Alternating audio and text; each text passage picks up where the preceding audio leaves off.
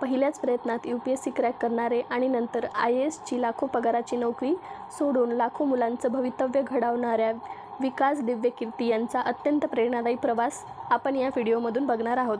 हरियाणामध्ये 26 डिसेंबर 1973ला डॉक्टर विकास दिव्यकीर्ती यांचा जन्म झाला आणि तिथंच भिवानी नावाच्या गावात सरस्वती शिशु मंदिरात त्यांचं शिक्षण झालं. दिल्ली विद्यापीठाच्या झाकीर हुसेन कॉलेजमध्ये मग त्यांनी पदवीपर्यंत शिक्षण घेतलं.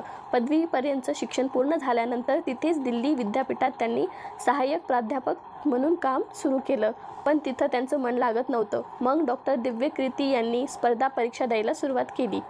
1996 मध्ये त्यांनी पहिल्याच प्रयत्नात UPSC क्रॅक केली आणि 384 रँक पण मिळवला. मग त्यांना भारत सरकारच्या गृह मंत्रालयात पोस्टिंग मिळाली, पण तिथं त्यांचं मन रमत नव्हतं. मग 1999 मध्ये त्यांनी आपले सरकारी पद सोडून आपला वेळ शैक्षणिक क्षेत्रात गुंतवायचा निर्णय घेतला आणि दृष्टी IAS या कोचिंग इन्स्टिट्यूटची स्थापना केली. दृष्टी IAS या इन्स्टिट्यूटचं मुख्यालय दिल्ली येथे आहे. त्याच्या प्रयागराज आणि जयपूर येथे पण ब्रँचेस आहेत. या इन्स्टिट्यूटचा मुख्य उद्देश हा UPSC देणाऱ्या विद्यार्थ्यांना ट्रेन करणे हा आहे. इन्स्टिट्यूट सोबतच ते सोशल मीडिया प्लॅटफॉर्मवर देखील वेगवेगळ्या चॅनलच्या माध्यमातून व्हिडिओ अपलोड करत असतात. त्यांचे लाखो फॉलोअर्स आहेत आणि लाखो विद्यार्थी त्यांच्याकडून मार्गदर्शन घेत असतात. यासोबतच त्यांनी IPS अधिकारी मनोज शर्मा यांच्या जीवनावर आधारित 12th फेल या चित्रपटात स्वतःची भूमिका सुद्धा साकारली आहे.